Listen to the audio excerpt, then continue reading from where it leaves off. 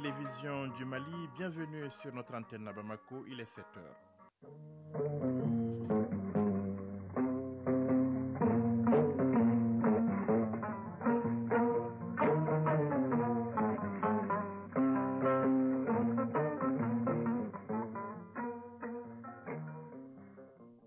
Le journal Yaya Konaté. Dans l'actualité de ce lundi 15 août 2022, le président sénégalais, président en exercice de l'Union africaine, attendu ce matin à Bamako, visite d'amitié et de travail de quelques heures avec au menu notamment un tête-à-tête avec le président de la transition, le colonel Assimi Goïta, et une séance de travail entre les délégations sénégalaises et maliennes. Le président Macky Sall attendu également au Tchad en fin de journée. Le Tchad s'ouvre une semaine de balai diplomatique à quelques jours du dialogue national inclusif. Il s'agira pour la délégation de l'Union africaine de faire le point des exigences de l'organisation continentale qui avait décidé de ne pas sanctionner les autorités tchadiennes mais de les accompagner. Un anniversaire en Afghanistan, celui de l'arrivée au pouvoir des talibans, c'était le 15 août 2020. La journée est décrétée fériée. Un an après cette prise de pouvoir, les observateurs notent une forte régression des droits des femmes et une profonde crise humanitaire. Dans l'actualité également, l'appel du pape François pour la Somalie. Le souverain pontife demande à la communauté internationale de ne pas oublier la Somalie et de se mobiliser envers la Corne de l'Afrique. La région est affectée par une grave sécheresse et par la famine, avec une situation humanitaire qui s'empire tous les jours.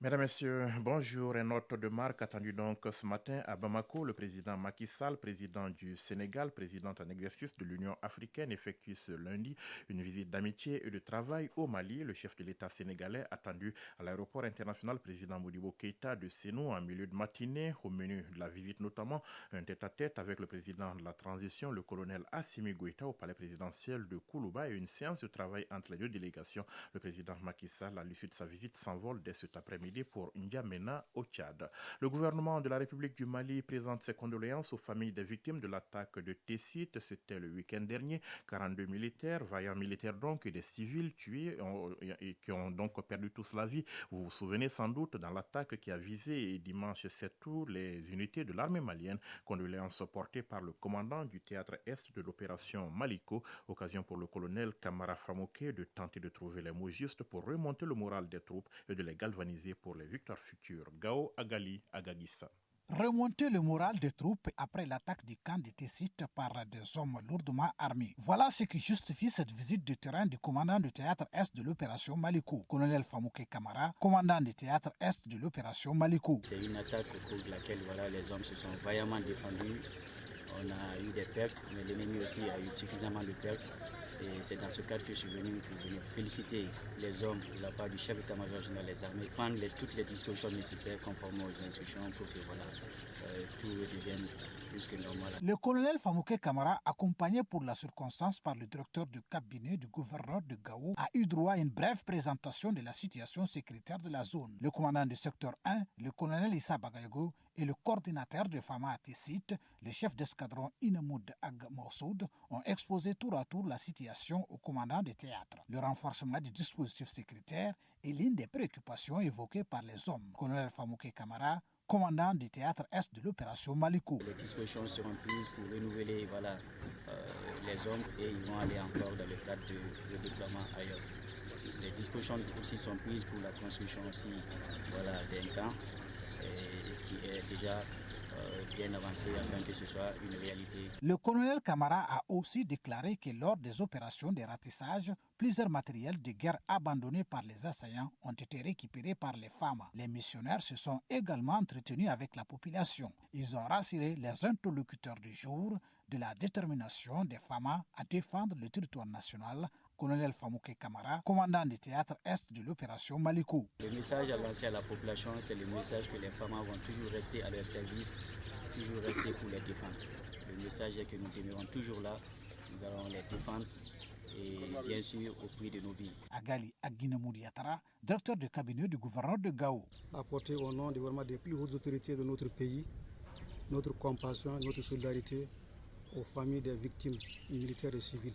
Pour nos voyants militaires, vraiment toutes nos félicitations. Et dire que vraiment mourir pour une nation, ce n'est pas mourir pour rien. Donc la population malienne est derrière eux. Quant à la population, nous leur demandons vraiment d'être avec les FAMA, surtout vraiment de dénoncer vraiment les coupables, de donner les informations à temps. Auparavant, le colonel Famouké Camara et sa délégation se sont recueillis sur les tombes de soldats tombés, armes à la main, pour le Mali. Gao, Agali, Agissa. 7h05 dans la cité des Askia, Gao qui réclame le départ sans délai de la force Barkhane. Revendication formulée une fois de plus ce week-end au cours d'une manifestation de la société civile. Les forces vives de la région ont en effet marché du monument des martyrs à la place de l'indépendance avec un certain nombre de revendications remises d'ailleurs aux représentants du chef de l'exécutif régional. Et nous retrouvons à Gao, Agali, Agagissa. Considérant l'exigence des autorités maliennes adressée aux autorités françaises de mettre fin au délai à leur présence de la force Barkhane sur l'ensemble du territoire national. Considérant le retard pris et la mauvaise foi des forces françaises, Barkhane a continué d'occuper la base militaire de l'aéroport de Gao.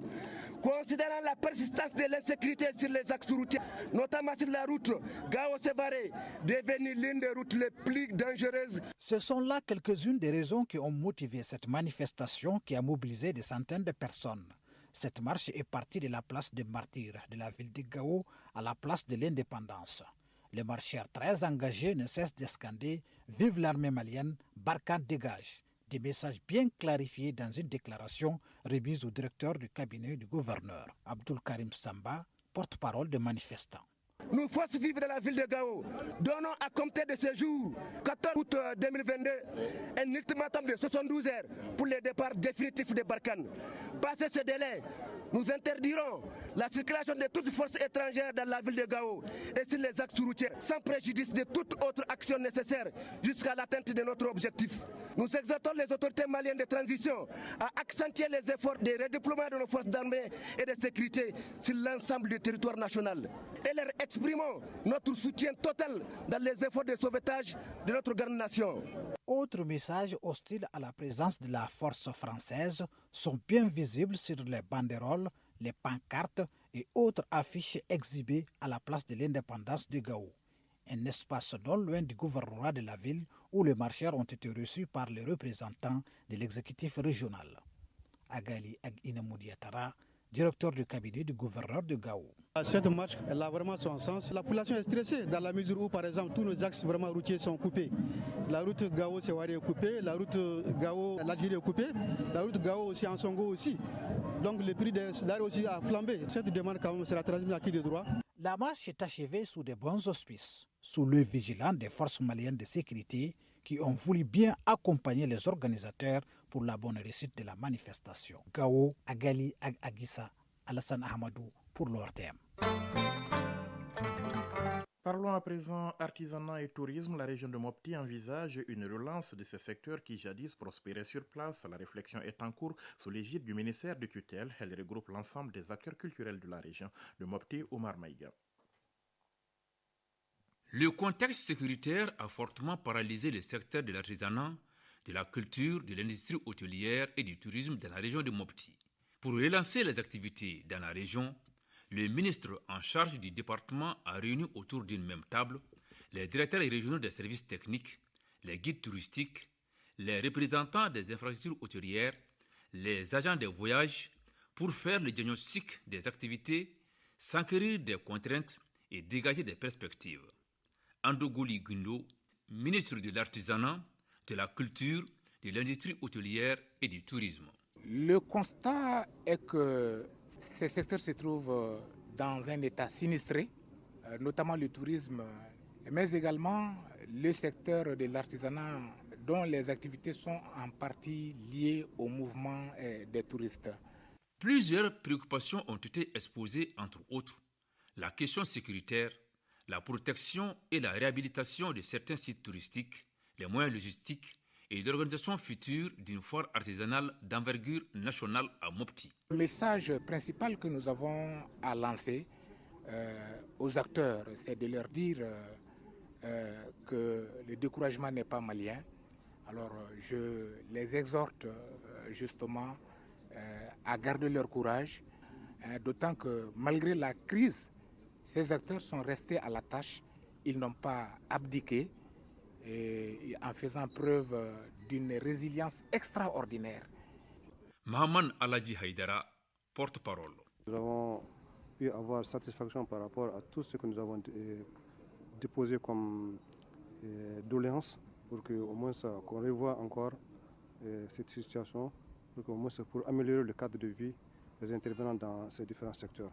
Mopti, carrefour des civilisations, entend à travers ces rendez-vous du donner et du recevoir donner un véritable coup d'accélérateur aux activités touristiques dans la région, gage d'un développement harmonieux et durable.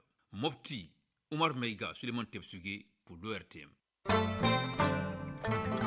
7h10, l'actualité hors de nos frontières à présent. Le Tchad s'apprête à vivre une semaine de ballet diplomatique à partir de ce lundi 15 août, à 5 jours de l'ouverture du dialogue national inclusif qui devrait permettre un retour à l'ordre constitutionnel. Le président en exercice de l'Union africaine, le Sénégalais Macky Sall, et de hauts responsables de l'organisation régionale seront donc à N'Djamena en mission diplomatique au lendemain de la mort du président tchadien Idriss Déby en avril 2021. L'organisation continentale avait décidé de ne pas sanctionner les militaires au pouvoir, mais de les accompagner à condition qu'un dialogue inconditionnel soit ouvert entre le gouvernement de transition et toutes les parties prenantes tchadiennes concernées, y compris les partis politiques d'opposition et les groupes armés. L'Union africaine avait aussi demandé aux autorités en place de respecter les 18 mois de transition et elle avait fait savoir que les dirigeants de cette transition ne devraient pas être candidats aux prochaines élections. Le président en exercice de l'Union africaine, Macky Sall, devra aborder avec les autorités tchadiennes les exigences de l'Union africaine pour le commissaire paix et sécurité de l'UA, l'ambassadeur Bankole Adeoye, arrivé à N'Djamena hier. La venue de la délégation sera l'occasion d'une mission d'évaluation de la situation. Il rencontrera à cet effet tous les acteurs politiques, opposition et majorité, ainsi que les représentants de la société civile. Le Kenya, dernière ligne droite avant l'annonce des résultats de la présidentielle attendue au plus tard demain mardi. Selon la Constitution, hier soir, la commission électorale a franchi le seuil des 200 circonscriptions donc sur 292 dont les résultats ont été vérifiés et validés après un week-end sous tension marqué par des empoignades entre partisans des deux principaux candidats au sein même du Centre national de compilation des résultats. Les appels au calme et à la patience se multiplient. La sécurité aux abords du centre de compilation des résultats a été renforcée. Au Congo-Brazzaville, la Cour constitutionnelle a tranché. Le juge du contentieux électoral a rejeté hier les 30 recours en annulation des élections législatives des 10 et 31 juillet. Ces décisions étant donc irrévocables, les élections sont donc définitivement validées. Le Parti congolais du travail, le PCT du président Denis Sassou Nguesso, en sort largement vainqueur avec 111 sièges sur les 151 de l'Assemblée nationale. La Libye, la conseillère spéciale du secrétaire général de l'ONU pour ce pays, Stéphanie Williams, a achevé sa mission sans que le Conseil de sécurité ne parvienne à s'accorder sur un nouvel envoyé spécial. L'urgence de la situation libyenne et le risque d'une nouvelle explosion de violence pressent pourtant à agir. Une réunion est normalement prévue ce lundi 15 août pour essayer de s'entendre sur une nomination. Le pape François appelle à ne pas oublier la Somalie à l'issue de la prière de l'Angélus hier 14 août sur la place Saint-Pierre. Le souverain pontife a lancé un appel à la communauté internationale pour qu'elle se mobilise en faveur de la Corne de l'Afrique. Cette région est affectée par une grave sécheresse et par la famine. Le pape François n'a pas caché son inquiétude devant une situation humanitaire qui empire chaque jour, mais la guerre en Ukraine et toutes ses conséquences détournent malheureusement l'attention de la communauté internationale, a déploré le pape François, qui a dressé les priorités urgentes selon lui pour la Somalie: la lutte contre la faim, la santé et l'éducation. En Afghanistan, les talibans ont décrété ce lundi jour férié pour célébrer le premier anniversaire de leur retour au pouvoir, une année marquée selon les observateurs par une forte régression des droits des femmes et une profonde crise humanitaire. Le 15 août 2021, les fondamentalistes islamistes s'emparaient sans combattre de la capitale Kaboul au terme d'une offensive éclair menée sur tout le territoire contre des forces gouvernementales en déroute à la faveur du retrait des troupes américaines et de l'OTAN après 20 ans d'intervention militaire dans le pays. 7h14, retour ici au Mali avec le grand format du lundi qui s'intéresse à la protection de la vie privée. C'est un des droits fondamentaux de la personne humaine, droit d'ailleurs reconnu par la Constitution mais aussi par la Déclaration universelle des droits de l'homme. Les atteintes à la vie privée de plus en plus fréquentes chez nous peuvent donc exposer les auteurs à des poursuites judiciaires. Les coupables encourent d'ailleurs des peines de 1 à 5 ans d'emprisonnement. Le grand format du lundi en rediffusion, c'est une réalisation de Bourama Traoré. Et je ne fais pas confiance aux gens. Cette dame qui a voulu garder l'anonymat ne décolère pas. La raison, une révélation faite par un proche de son intimité au grand public, un acte qu'elle qualifie de coup de massue dont l'évocation ravive en elle une immense douleur. Malgré l'insistance du journaliste, pas question pour elle de détailler cette atteinte à son intimité. Ça m'a fait mal, mais dans les temps, j'ai pu le consommer vraiment. Mais je ne fais plus confiance. Je n'ai même pas d'amis là où je suis aujourd'hui. Parce que je ne fais pas confiance aux gens. La vie privée de quelqu'un, on ne devrait pas dévoiler ça publiquement. La vie privée est la sphère d'intimité de la personne et cette sphère a vocation à rester à l'abri des regards d'autrui, surtout des indiscrets. En un mot, la vie privée est vraiment privée. Alexandre Ouedraogo est magistrat et juge d'instruction au tribunal de première instance de Kangaba. Il n'y a pas une définition légale à proprement parler de la vie privée. Donc, de ce point de vue, ce qui a été retenu par la jurisprudence, ce sont des éléments qui sont constitutifs de la vie privée. Et ces éléments constitutifs sont le domicile, l'intimité de la personne qui n'est pas forcément exposée au public. Les atteintes à la vie privée interviennent dans des circonstances telles que l'immixtion dans la vie sentimentale d'une personne, la divulgation des informations sur sa domiciliation, sa situation financière ou encore son état de santé, entre autres. Constat et explication du docteur Lamine Sandi Aïdara, sociologue. Si vous prenez la société de façon générale, dans le voisinage par exemple, le voisin veut toujours savoir ce qui se passe dans l'arrière-cour de l'autre, juste pour pouvoir un jour l'utiliser contre lui. Je connais beaucoup de cas et c'est pratiquement le propre même du Malien aujourd'hui. Il y a tout un tas de grains qui se constituent autour de la vie privée des gens. Les entrées et les sorties des personnes, certains en font même pratiquement une activité. Dire que j'ai un secret sur telle personne, pour certains, c'est une arme qu'on peut utiliser contre la personne. Du coup, on tombe dans la violation de la vie privée, une atteinte à l'un des droits fondamentaux de la personne, selon le magistrat Alexandre Ouedraogo. Dans le cadre de la protection des droits fondamentaux de l'homme, il y a la vie privée. Raison pour laquelle le magistrat, qu'il soit à n'importe quel niveau, qu'il soit juge d'instruction, qu'il soit dans la chambre de jugement, ou bien qu'il soit un procureur, à tous les niveaux, le magistrat peut être amené vraiment à se retrouver face à une quelconque violation de la vie privée. Et dans ce cas, il doit forcément sévir. Lui-même, il doit se faire pression pour ne pas atteindre à la vie privée en tant que magistrat. Et en même temps, il a le devoir et l'obligation de protéger les violations qui sont relatives à la vie privée. La vie privée est certainement un petit jardin dont chacun de nous dispose et qui ne doit pas être livré à la curiosité publique. Faute de préserver ce domaine inviolable, les relations humaines deviendront conflictuelles. Docteur Lamine Sandi Aïdara est sociologue. Ce n'est pas une bonne chose. Je crois que la vie privée est sacrée. Hein? Chacun a son petit coin inviolable. Et lorsque vous dépassez les Rubicon, vous êtes dans une situation de nuisance. Donc l'impact est vraiment nuisible parce que ça peut déséquilibrer les relations. Pourtant, le législateur n'est pas silencieux sur cette question importante. La Constitution malienne et la Déclaration universelle des droits de l'homme interdisent formellement l'atteinte à la vie privée d'une personne. Alexandre Ouedraogo est magistrat et juge d'instruction au tribunal de première instance de Kangaba. La Constitution du 25 février 1992 dit à son article 6 que la vie privée doit être protégée et la vie privée est inviolable. À l'article de la Constitution, il y a ce qu'on appelle la Déclaration universelle des droits de l'homme de 1948. En son article 12, la Déclaration universelle des droits de l'homme fait allusion également à la vie privée parce qu'elle interdit l'immixtion arbitraire dans la vie privée, dans la vie familiale, dans le domicile, dans la correspondance, dans l'honneur et dans la réputation de quelqu'un. Au regard de ces dispositions légales, l'atteinte à la vie privée entraîne des poursuites judiciaires et pénales, le tout conduisant à un emprisonnement ferme. Il y a des dispositions éparses dans le code pénal et à ce titre, nous avons l'article 223 qui parle du chantage, qui n'est que la révélation de secrets qui tend à atteindre l'honneur. Et ça touche à l'article 12 de la Déclaration universelle des droits de l'homme. Il y a également l'article 264 et suivant qui parle de la fraude informatique. Nous avons l'article 130 qui parle de la révélation de secrets. Ensuite, nous avons l'article 131 qui parle de l'ouverture de lettres. Nous avons l'article 125 et suivant qui parle de l'atteinte à l'intimité de la personne.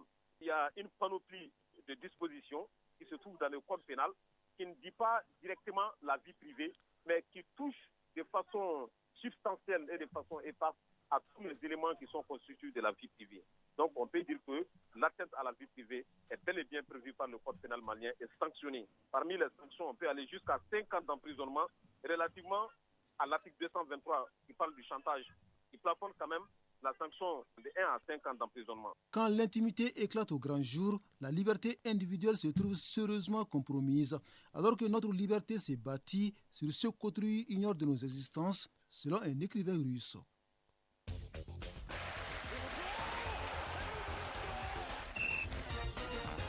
7h20, c'est l'heure des sports avec Fotigui Tunkara qui nous a rejoint dans ce studio. Bonjour Fotigui. Bonjour Yaya Konaté, bonjour à tous. Et nous allons commencer par la Coupe ORTM de football édition 2022. La commune 4 se qualifie pour les demi-finales. Oui, tenant du titre, le district 4 valide son billet pour les demi-finales au compte de la troisième et dernière journée du groupe A hier au stade Mamadou Konaté. La commune 4 a non seulement battu 3e la commune 2, mais aussi l'a également battu en l'éliminant. Alors qu'au coup d'envoi de la partie, ce sont les jeunes de la commune 2 qui tenaient la corde puisqu'un nul suffisait à leur bonheur, tandis que la victoire était impérative aux garçons de la commune 4. Mission donc bien accomplie par ces derniers qui s'imposent 3-1 et se qualifient pour les demi-finales. Je rappelle que samedi, dans l'autre match de ce groupe, Cathy s'est également qualifiée pour les demi-finales en dominant 2-1 la commune 5.